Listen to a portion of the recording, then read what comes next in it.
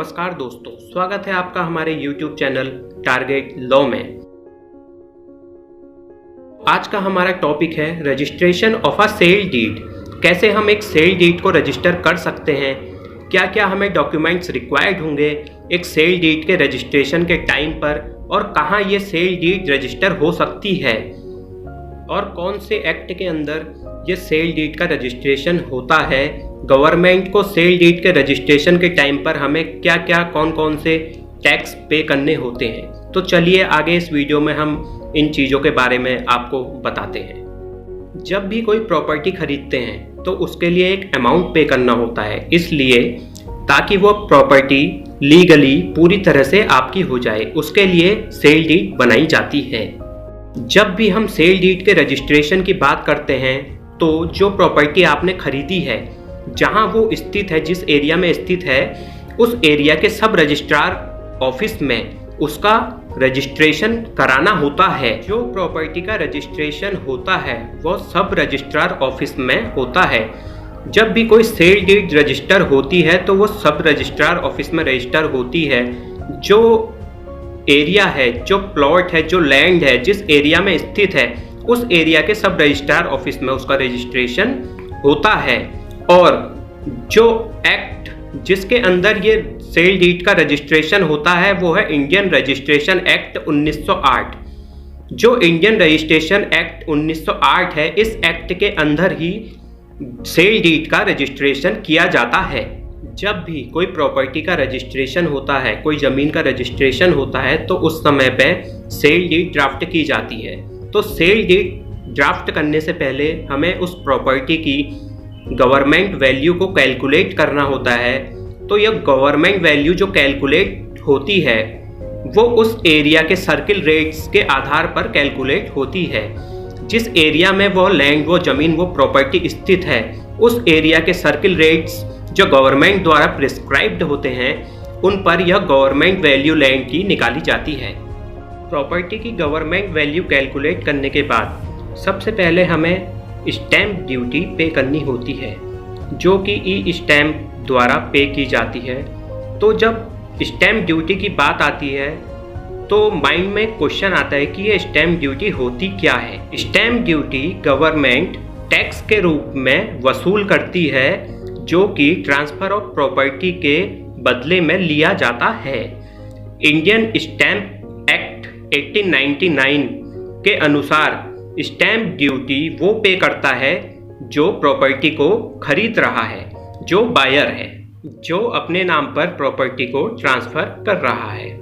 Indian stamp act 1899 के under ये stamp duty पे की जाती है। जब हम स्टैम्प ड्यूटी की बात कर रहे हैं तो सवाल ये आता है कि हमें स्टैम्प ड्यूटी कितनी पे करनी होगी।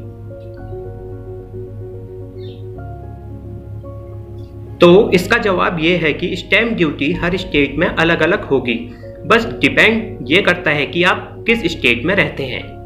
अगर मैं बात करूं उत्तराखंड की, तो यहाँ महिलाओं के लिए जो स्टैम्प ड्यूटी, जो चार्जेस स्टैम्प ड्यूटी के गवर्नमेंट द्वारा निर्धारित हैं, वो हैं 3.75%। जो प्रॉपर्टी की टोटल वैल्यू होगी सर्किल रेट्स के आधार पर, उसका 3.75% स्टैम्प ड्यूटी के रूप में महिलाओं को पे करना होगा प्रॉपर्टी परचेस करते समय। और साथ ही जो पुरुष हैं, पुरुषों को 5% स्टैम्प ड्यूटी पे करनी होती है। इसके अलावा 2% रजिस्ट्रेशन चार्जेस भी पे करने होते हैं, जो गवर्नमेंट के रजिस्ट्रेशन चार्जेस हैं प्रॉपर्टी के, वो भी पे करने होते हैं। तो टोटली अगर कोई महिला उत्तराखंड में प्रॉपर्टी परचेस करती है तो उसको 5.75% टैक्स गवर्नमेंट को पे करना होगा। वहीं अगर कोई पुरुष उत्तराखंड में प्रॉपर्टी को बाय करता है, परचेस करता है, तो उसको 7% टैक्स गवर्नमेंट को पे करना होगा, जिसमें stamp duty plus registration charges add होते हैं।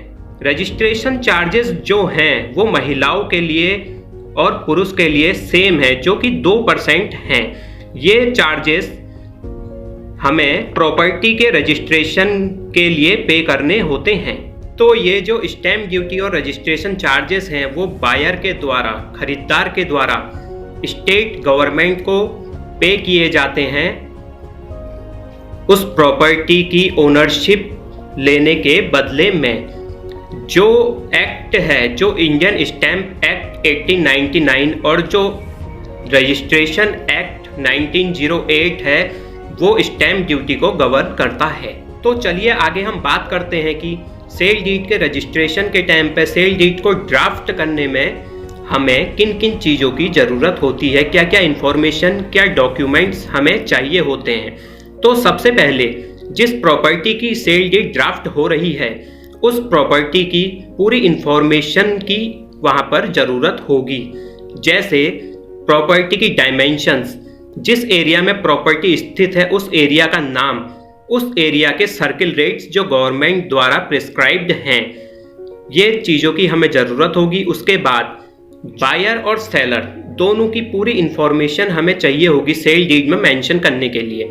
जो खरीदार है, जो लैंड को बाय कर रहा है, जो प्रॉपर्टी को बाय कर रहा है, उसका पूरा नाम, पूरा पता, उसका आधार कार्ड और उसकी एक फ़ोटो की हमें ज़रूरत होती है सेल डीड को ड्राफ्ट करते समय। वैसे ही जो सेलर है, जो प्रॉपर्टी को बेच रहा है, उसका पूरा नाम, उसका पूरा पता और उसका आधार कार्ड या कोई भी आईडी प्रूफ, उसकी हमें सेल डीड को ड्राफ्ट करते समय ज़रूरत होती है।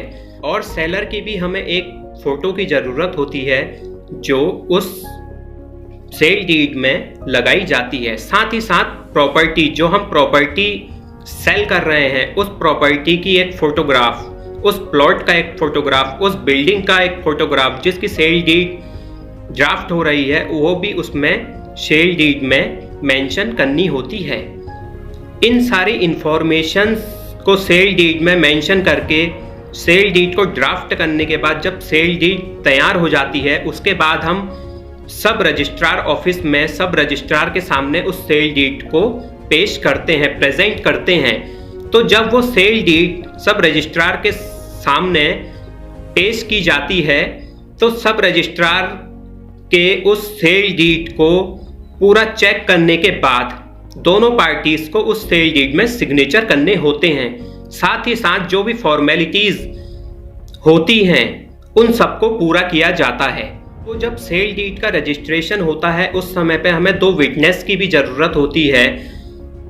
जब सब रजिस्ट्रार के सामने दो विटनेस के साथ उस सेल डीड में बायर और सेलर दोनों सिग्नेचर कर देते हैं तो जो सेल डीड की ओनरशिप है वो ट्रांसफ़र हो जाती है।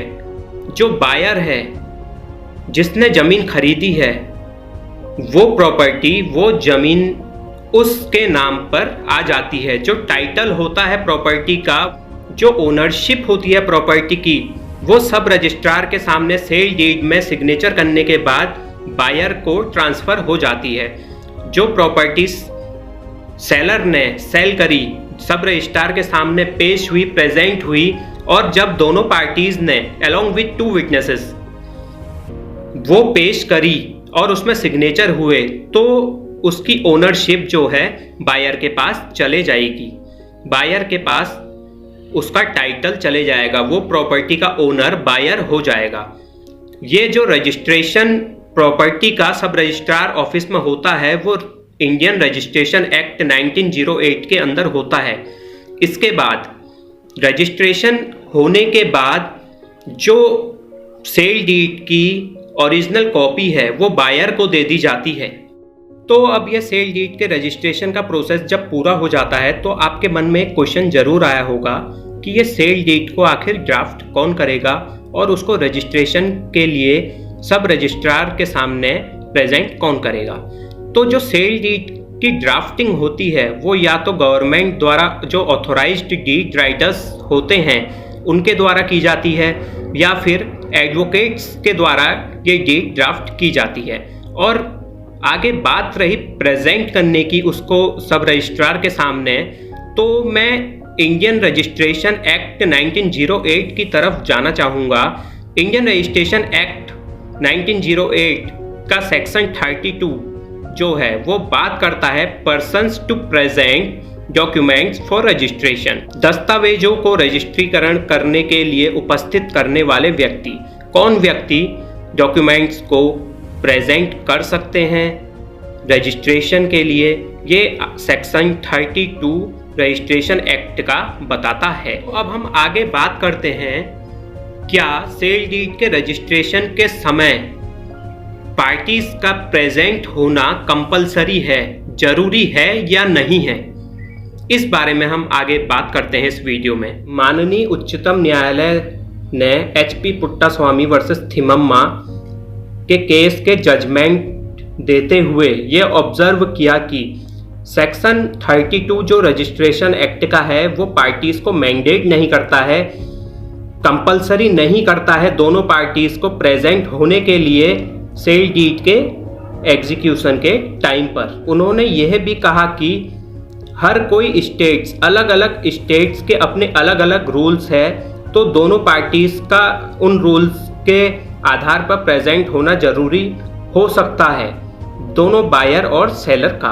अगर आपको मेरी ये वीडियो पसंद आई हो तो लाइक करना ना भूलें और वीडियो को ज़्यादा से ज़्यादा शेयर करें और चैनल को सब्सक्राइब भी करें, साथ ही बेल आइकन को दबाना ना भूलें।